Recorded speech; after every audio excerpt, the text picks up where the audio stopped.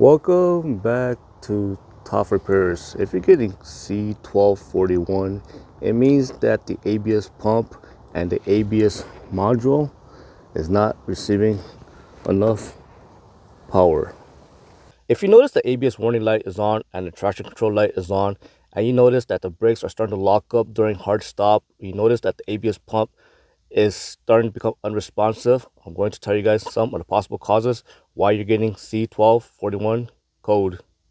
When you're getting C1241 code, it means that the ABS pump and the ABS module, it does not receive enough power for it to work properly.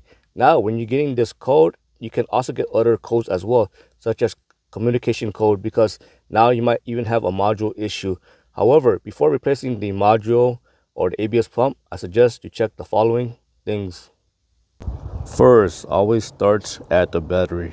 Make sure that the battery terminals are not loose and make sure it is not corroded. If the battery terminals are loose or corroded, it will not send enough power to the ABS pump and module. Next, get a multimeter and set it to voltage. Now, a good functioning battery should have at least 12.6 volt. As you can see, this multimeter, it is showing 12.49 volt.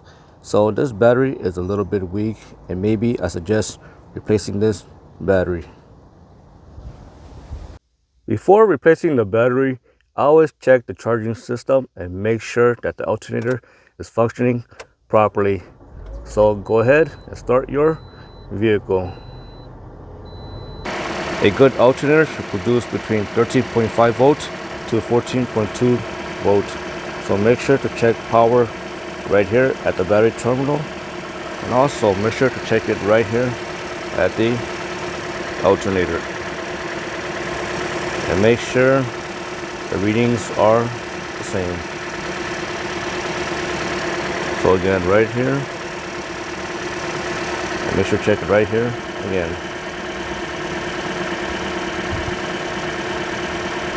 If the battery have enough voltage and the charging system is producing enough power, then next you might have a wire issue.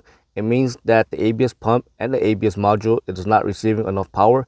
So now I suggest you check the following thing.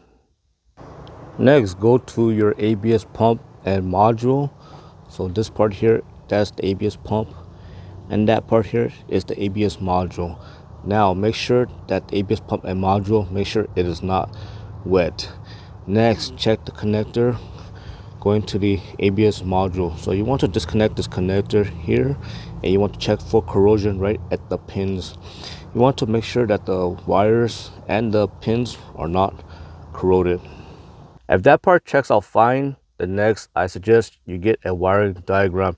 You want to check for power going to the ABS pump and module, and also you want to check for ground as well, and you want to make sure that part is fine.